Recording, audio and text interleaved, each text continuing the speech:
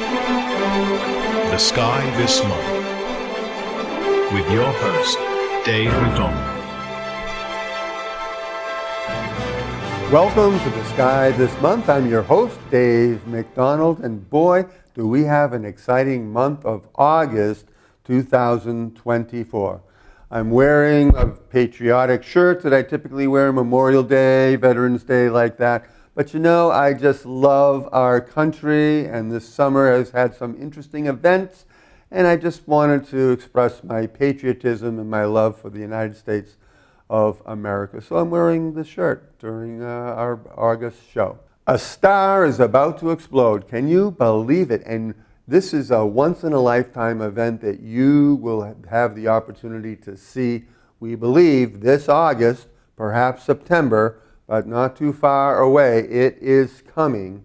And if you look at the star map that I have here for you, it's going to be in the constellation of Corona Borealis, somewhere in this vicinity here. And Corona Borealis is just to the upper left of Boötes. It's the herdsman, but I like to call it the ice cream cone. I think you can see why. And Arcturus, you're all pros at finding Arcturus. We'll give you more information about that coming up. But Corona Borealis, we're kind of zooming in a little closer here. It's the northern crown. Corona, crown, Borealis means northern. And this TCBR, CRB, the CRB means Corona Borealis, and the T is the designation of the star that you can't see right now. It's a magnitude 10 star, and we can see down to a magnitude 6 under good conditions. Then a magnitude 7 is 2.5 times dimmer than that, and then 8, and then 9, and then 10. I mean, this is a really dim star. You need about an 8-inch telescope to be able to see it well, though you can detect it with binoculars. And so more about where to find that coming right up. But let's talk about why is this thing going to explode? And how do we know it's going to explode soon, like this month or perhaps next month? Well, it's a binary system. And you see here I have a red giant star.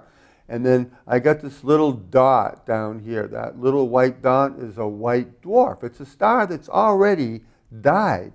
But since it's in a binary system, what's happening is it's accreting material from its big brother or big sister. And this material from the red giant star is being attracted to the white dwarf, which has an incredible amount of gravity. It's small. It's about the size of Earth. But a teaspoonful of material on this white dwarf star would be about 5.5 tons, which is about the size of a good-sized adult elephant in 1 teaspoon. And so it creates a tremendous gravity well where the material is being sucked off of its big brother or a big sister, this red giant, and accreting onto itself. And the thing is, why is it going to explode? Because white dwarfs can only have a mass of 1.4 solar masses, or 1.4 times the mass of our sun, which is in the order of 10 to the 30th kilograms. And then after that, kaboom. Now the technology, the reasoning behind that is a little complex. Maybe another show we can talk about that. But due to the electron degeneracy and such, the star can only withstand 1.4 solar masses, and after that, kaboom. And I want to thank the search of our universe for some of these slides. So we thank you for that. So kaboom. Material comes off of the parent star, accretes onto the white dwarf star, and then kaboom. So this happens around on an 80-ish year cycle. We've seen it before 1866, about 80 years before that, but the first official documentation of this star being seen going nova, not supernova, but nova in 1866, and then again 80 years later in 1946, And now we're expecting it to happen again in 2024 in August or maybe September. Not to say it couldn't be later, but what's happening is astronomers, far more knowledgeable than I, have been keeping an eye on this star because of its known about 80-year explosion sequence.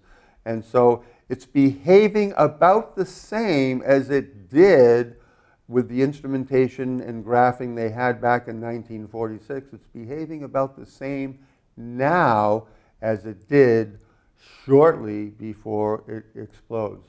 So that's why we're thinking that it's coming up in 2024, August or September. So we're going to show you like more detail on where to find it. So you need to find Corona Borealis, which I'll show you that. But again, at the end of the show, I'll show you exactly where to find it.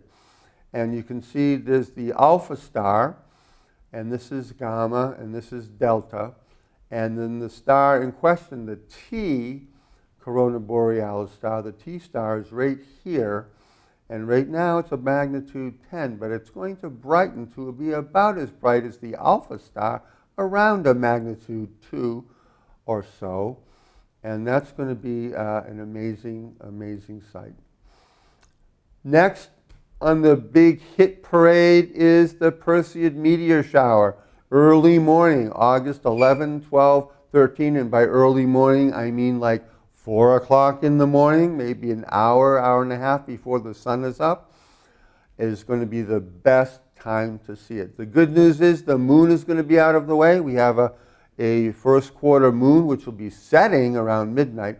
So depending upon your family lifestyle and such, I would definitely recommend going out after midnight, but the closer you can wait until dawn, the more meteors you're likely to see. It's called the Perseid meteor shower because the radiant is in the constellation of Perseus, the hero. And you can see connect the dots here. You can kind of make out a person there, perhaps. And this is the constellation of Perseus. Maybe a more familiar constellation for you to be able to find is Cassiopeia, this W shape here, which is Big Dipper, North Star, Cassiopeia. And that is pretty close to where Perseus is located.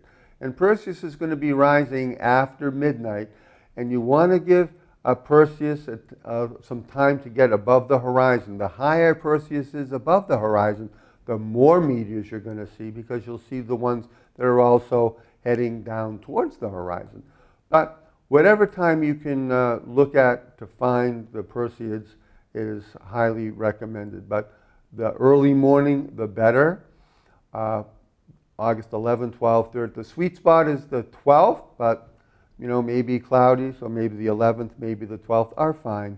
And even a couple more days on either side is fine as well. And here's just an image. The Perseus can really go wild here, as you can see in this image. And they all seem to be coming from a point. And the point would be around here, which is in the zone of Perseus, the constellation of Perseus.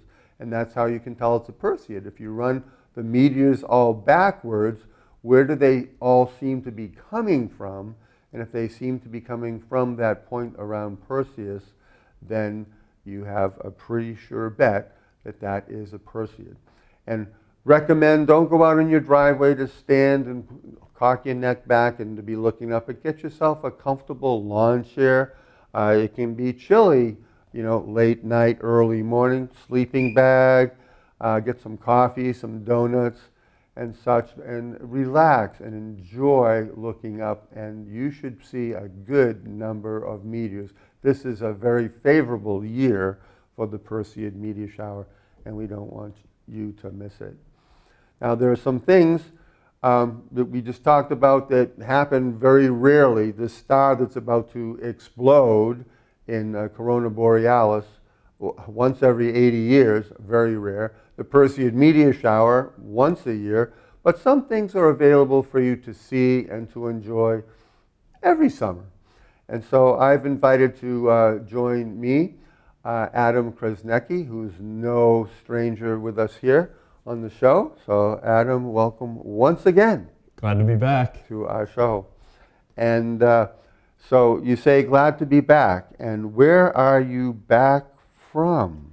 Well, I'm back from school at Clemson University, as some of you may have known that have been following the show for a while. I've been attending there, following a degree in mechanical engineering. Just this past spring of 2024, I graduated with my Bachelor's of Science in Mechanical Engineering, and along the way I picked up a minor in mathematics as well. So that feels great, but I see the light at the end of the tunnel. I'm not actually done yet because I decided to sign myself up for an accelerated master's program where I'll be finishing it in one more year. Also in mechanical engineering, and I'm focusing on design and manufacturing in that time. I really like making stuff. I like thinking about how to fix things, and it's a really good fit for me and my career. That's awesome, Adam. Again, congratulations. And so now let's move on to some of the neat things that we can see, some what we call deep sky objects in the summer sky. So just for reference, before we get through a lot of these objects, this is the time that all these pictures to help locate them were taken at. This is August 16th, right at midnight. So they're going to shift a little bit either way, depending on if you're looking before this time or after this time. But they should be generally in the same area, more or less. So we got quite an interesting list today. The first one we're going to start off with is M8 from the Messier catalog, which is the Lagoon Nebula. And as I run through these, one of the most interesting things to pay attention to is the immense distances that these objects are found at. And you'll see more as I go through them, and you can begin to compare some. So this first object, the Lagoon Nebula, is 4,077 light years away, and it can be found in the constellation of Sagittarius. Now, the classification of this nebula is an emission nebula, and as you can see in the photo, it looks like it's glowing. There's stars that are running their process, doing fusion inside of this cloud of dust, gas and dust, and lighting it up sort of like a fluorescent light. And this is one of the few in the catalog that you can actually see with the naked eye in clear enough skies. So this one is definitely beautiful, and keep an eye on the different types of things that we see as well. This is where you can see it on that date and time that I mentioned earlier. It's going to be in the south-southwest direction, closer to the horizon, again in the constellation of Sagittarius. And on that particular date, it looks like it's pretty close to the moon. Pretty close to the moon, yeah. So depending on the phase of the moon, it may be not a great day to try and find it due to the amount of light that's going to be in the location. But that may help you find it, so True, either way. a few days later when the moon goes away, you'll have an idea where to look. That's right. Next up is the North American Nebula, and this one is at 2,202 light years. So that's about half the distance, so significantly closer. This one is found in the constellation of Cygnus. And this one as well is an emission nebula. And you can see, generally speaking, they look somewhat similar. Similar colors, similar flowing gas and dust patterns that looks like it's lit up again by a light in the middle. The stars glowing within the dust. It's a nebula that the gas and dust can spin, and gravity can cause other stars to form. And when those stars form and ignite with fusion, they can light up the clouds around them, and you can see the thick parts of the dust and gas where it gets so thick that the light doesn't shine through and it appears dark. Something up in this area. And that area that you just pointed out, that darker area, reminds me of like Hudson Bay, you know, and the blue area around it that you can see does, I think, look generally like North America as you look at it. It does, yep. Hence the name, right? That's awesome. And so this one, this month, actually pretty much directly overhead. You can make out a bit of the shape of the Milky Way itself right here, right, going diagonal across the screen, and it's right in the middle, and it is in the constellation of Cygnus, as I mentioned before. So pretty much straight overhead is where you'll be looking for that one. Next up is M13, the Hercules cluster. This one is very different than the other ones. This one is 22,180 light years away. So this one is very, very far away. It is 10 times further away than the previous one we just looked at. This one is a globular cluster. And these are sort of, I guess you could think of them as star-filled planets, so to speak, that orbit our galaxy. There's a number of them, and they are all around the galaxy, outside of the galactic plane, either above or below, or depending however you want to look at it. But they're very old. They're collections of old stars. As you can see, all of that gas and dust that was visible in the other two nebulas, sort of, if you let time play out, will eventually all either being consumed into a star or expelled from the area. So this is one that has pretty much full utilization of the material in the area. So you can see a really dense amount of stars and not any gas or not much gas and dust to be lit up in the area. So very different, very interesting. These are some of my favorites personally to look at as well. So this one, again, it's in the Hercules cluster, and it is in the west-northwest direction. You can see just above Arcturus in your view and below Vega. So you've got kind of in between. Yeah, a couple of landmarks there that that will help you locate this if it's something you would like to take a look at. And again, I really like seeing these. You know, there's what's the other one too? The Beehive cluster. That's also a globular cluster, is it not? Yeah, M44. That's in Cancer. Right, and both of those I've seen before, and they're pretty cool to look at. And I like the name, the Beehive cluster, because it really does look like a beehive of the honeycomb, the tons of bees swarming. It looks like a swarm of bees sitting in the space. So very interesting. Now this next one, M16, the Eagle Nebula, I think is probably one of the more iconic photos out there. This is one that I feel if you just Google cool space images online, this one will come up. So in the constellation of Serpens, 7,000 light years away, and an interesting fact about this one is it's very large from our perspective too, as it covers an area 70 by 55 light years. And this one's an open cluster, so this is earlier in the lifespan of a nebula where there's a lot of young, hot stars and mostly the same age. So they're going to be stars that don't typically last as long, not burn but in the literal sense, but follow their fusion process at very high temperature, large stars, very hot stars that don't last very long. But that's something that's very interesting about this one. It's an absolutely iconic image. And one thing that I might point out, if people want to Google it, is to compare. I just saw recently a comparison image. I wish I saw it in time to share with you earlier, Adam. But a comparison of the Hubble Space Telescope image, which I think that one was, and the James Webb Space Telescope image of the Eagle Nebula, and that particular piece of it is the Pillars of Creation. And so, I mean, we were all thrilled with the image that we just saw from the Hubble Space Telescope, but if you Google that and you pay attention to the James Webb Space Telescope image, it's even more incredible, if that's the right word to say. Something else interesting that I chose to include as well, just to give everybody at home a view at.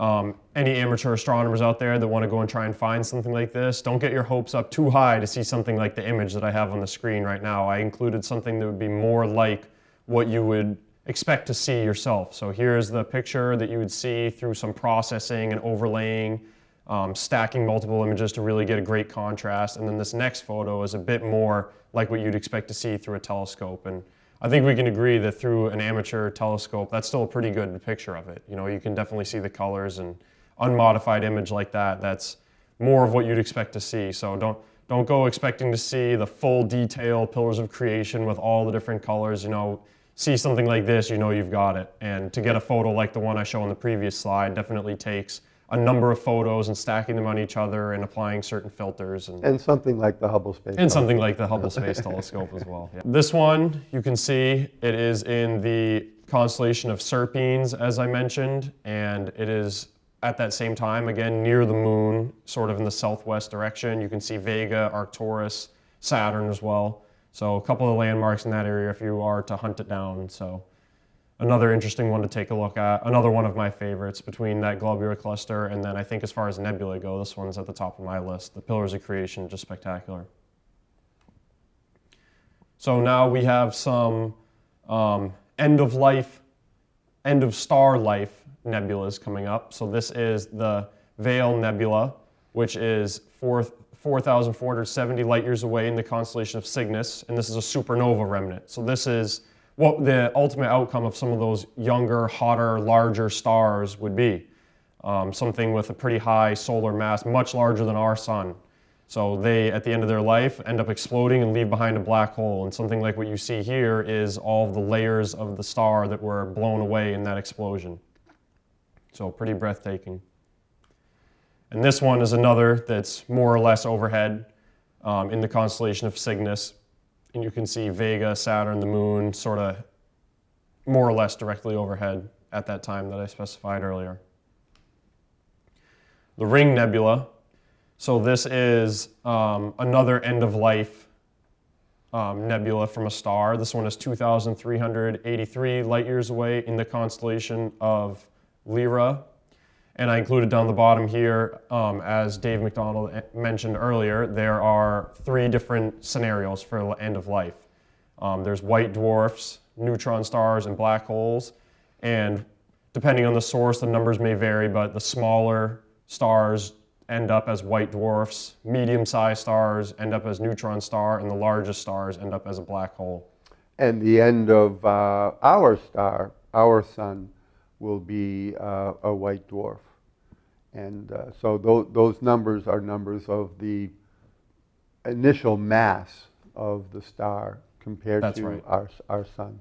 The initial mass. So our star, our sun, in a very, very long time from now may end up looking something similar to this as the white dwarf you can see actually in the very center.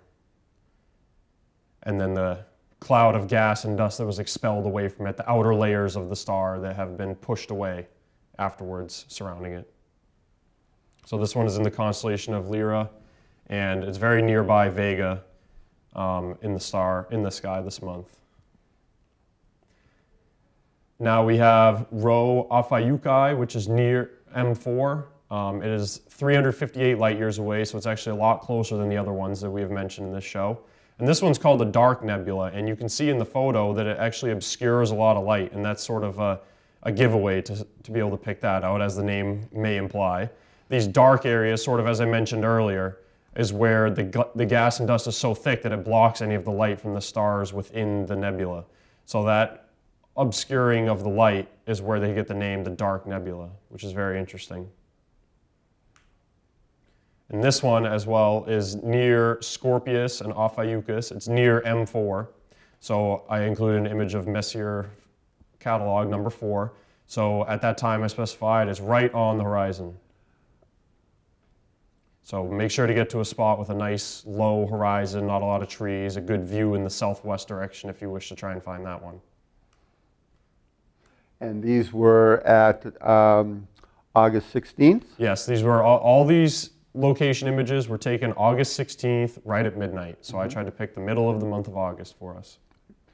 So if you go out a little sooner, and maybe like 10 o'clock or so, these images will be shifted a little more towards the east.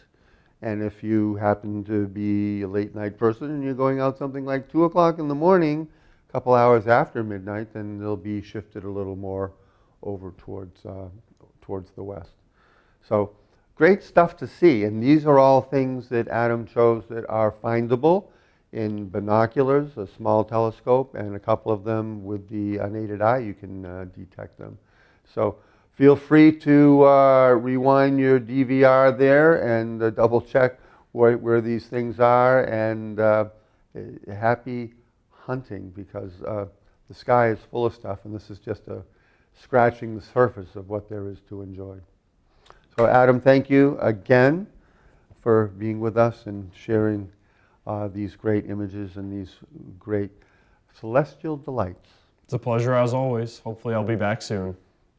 We hope so. And good luck with this first year of your master's, and we trust that at the end of this year you'll have your master's. I appreciate it. Okay. Thank you. You're welcome. All right, well, let's take a look at the night sky, and I'll show you some more things that you can find in your backyard. It's the greatest show on earth, and you can find it in your backyard. Hope you enjoyed that section with Adam Krasnecki, and it's great to see all the neat stuff that he found for us to find in the August night sky. Now I want to show you a couple other things. I'm going to show you where to find that star that's going to explode, And then also this tremendous conjunction where Mars and Jupiter are going to be like on top of each other. I'm going to share that with you as well too. But hopefully you can see on the right side of your screen, you can see the Big Dipper. One thing I want to point out to you is the middle star of the Big Dipper is Mizar, and there's a smaller star called Alcor. So use your observing powers and notice that there's two stars there, not just one. The brighter one, Mizar, M-I-Z-A-R, and the dimmer one, Alcor, A-L-C-O-R. So that's something. Then I want you to follow the arc of the handle, and it arcs down to the star Arcturus. And Arcturus, we've talked about before, is also a red giant star. It's huge, so many thousand times larger than our sun is. And from Arcturus, I like to build the ice cream cone, and I'm going to show you where Corona Borealis is. But can you see like the ice cream cone coming up here? And then over, you can find maybe what you might consider a cherry on top of a sundae and such.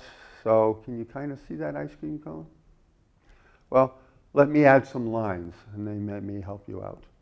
So now we find that you take that curvature of the handle of the Big Dipper, you follow the arc down to the star Arcturus. Arcturus at the bottom of a sundae dish or an ice cream cone, and you can see it now, okay? But now if you look off, as you look at it to the left, here, this is Corona Borealis, the northern crown. Now, you got to believe it at least looks like a tiara, right? It looks like a tiara. But you see these bottom stars, you see the brighter star here, that's Alpha Corona Borealis.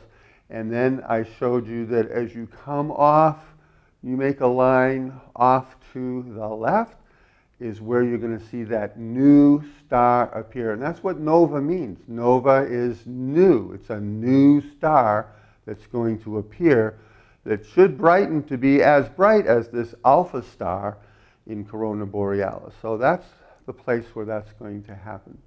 Now, while we have this up, I want to show you also the star Spica, because it's a great color contrast. So we're going to take the arc of the handle of the Big Dipper, and we're going to arc to Arcturus, which we found, and then down towards the horizon, we're going to spike down to the star Spica. You see it down here. And Spica is a white-blue star. It's the brightest star in the constellation of Virgo, the Virgin.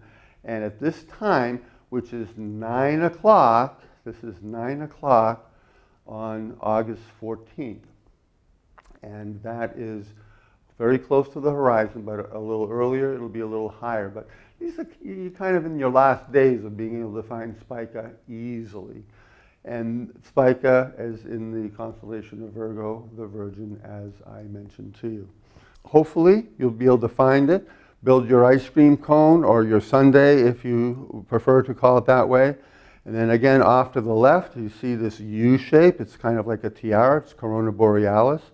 And then if you follow these stars just off to the left, in this area here where my finger's pointing, about there, this new star is going to appear.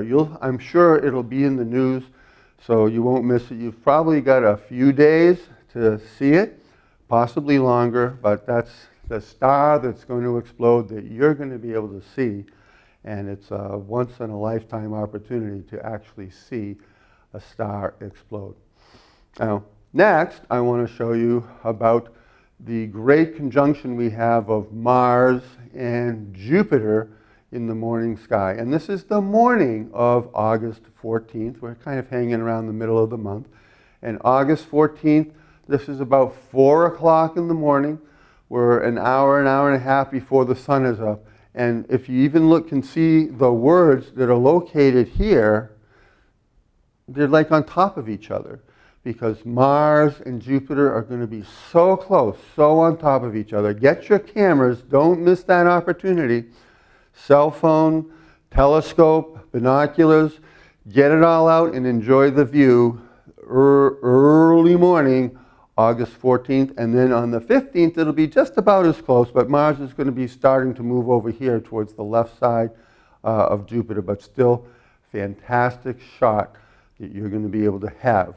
So don't forget that. The 14th, the 15th, early morning before the sun is up, Mars and Jupiter, you won't regret it. And notice we're getting to see Orion. Orion is now coming up, so we can start to enjoy that constellation again.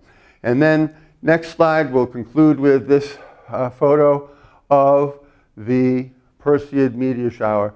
Don't miss the meteor shower.